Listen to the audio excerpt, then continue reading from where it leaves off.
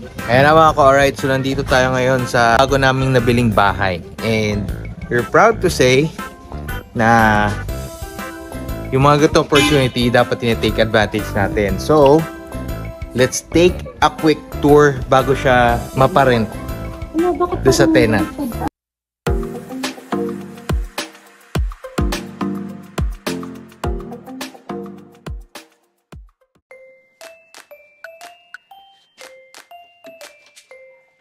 Uy, nandiyan pala kayo. Pasok. Li. Tutur ko kayo sa nakuha naming bahay. Hindi naman malaki, pero nakaka-proud na meron tayong mga ganitong klase, di ba? So, Li. So, ito yung entrance. Meron pang ginagawa. So, kung may makita kayo marumi, pagpasensyahan nyo na lang. And gusto lang talaga namin mapakita muna kasi ipaparenta namin. So, ito nga. Yeah. Okay. So, ito yung living area. So, ang design niya is dito yung pwedeng sala, di ba? Yung mga sofa, pwedeng marami siyang mga saksakan. And nung nakuha namin to, naganda yung vibes namin. Kasi pagpasok pa lang maaliwalas na. And then marami siyang window. So, pag binuksan to, tulad ganito, mahangin.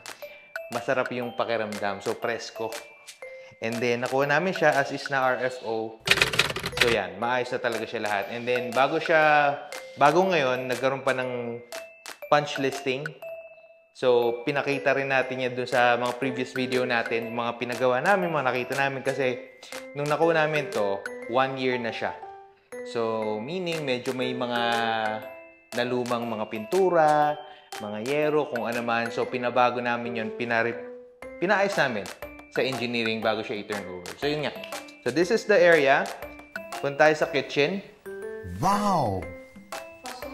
Ayan, so, ito yung kitchen area. Hindi naman siya kalakihan di ba? Pero, maayos na rin siya, in a way. Kompleto na may cabinets na, di ba? So, pinuturahan namin ulit lahat yan.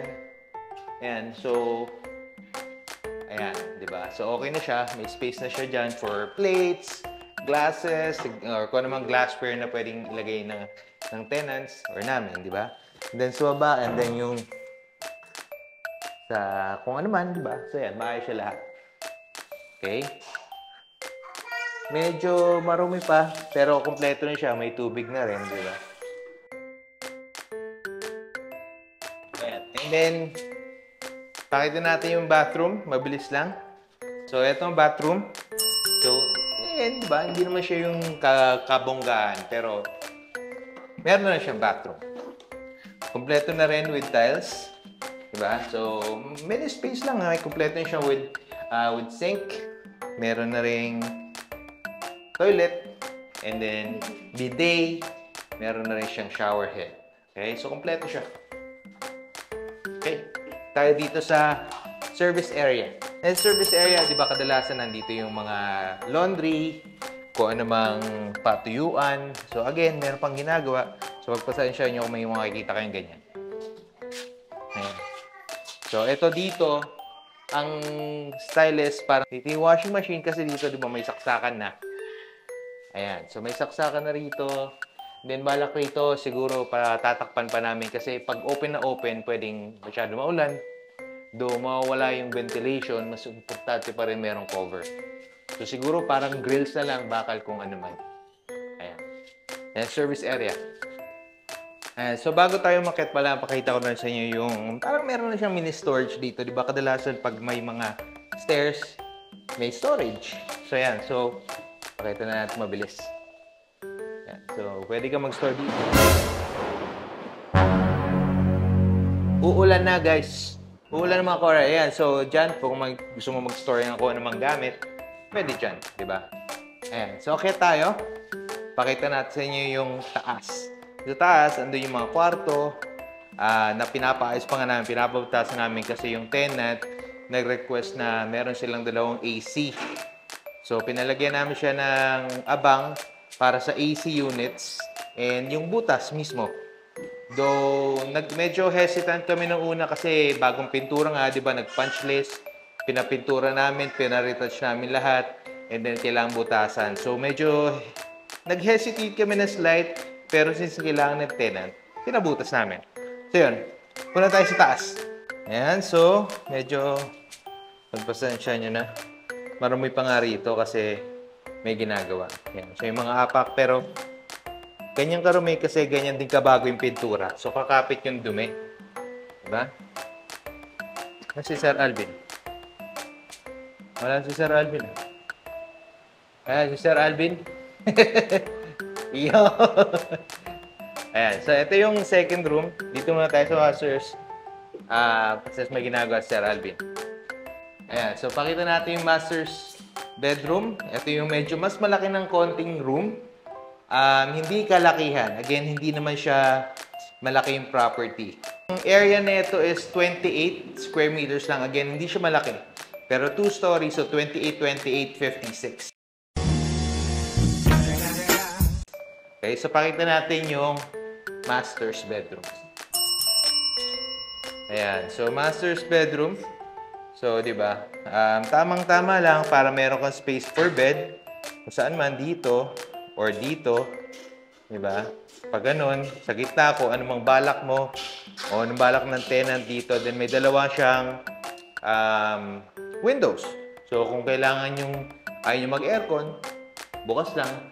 Maliwalas, again, mahangin yan pag hapon.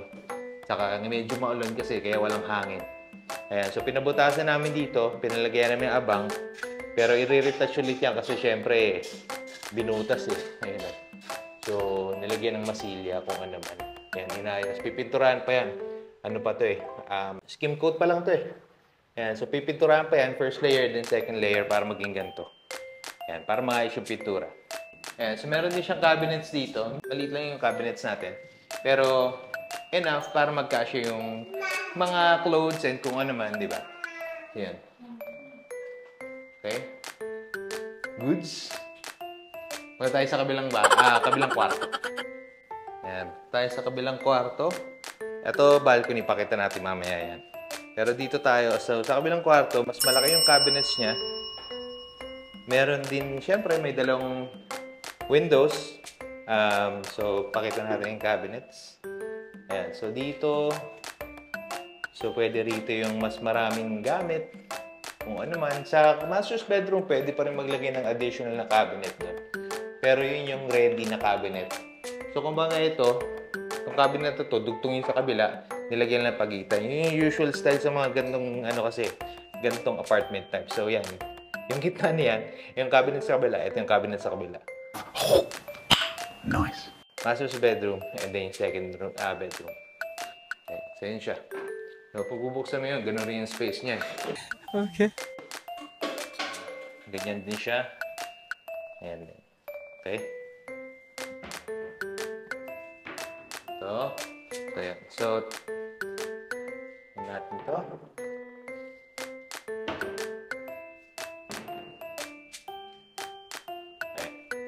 Make sure na lahat lang siya ay pinturado. Okay? And then yan. So, ini-skim coat na rin ni Sir Alvin. Kung kabila, and then pipinturahan pa yan. Ayan.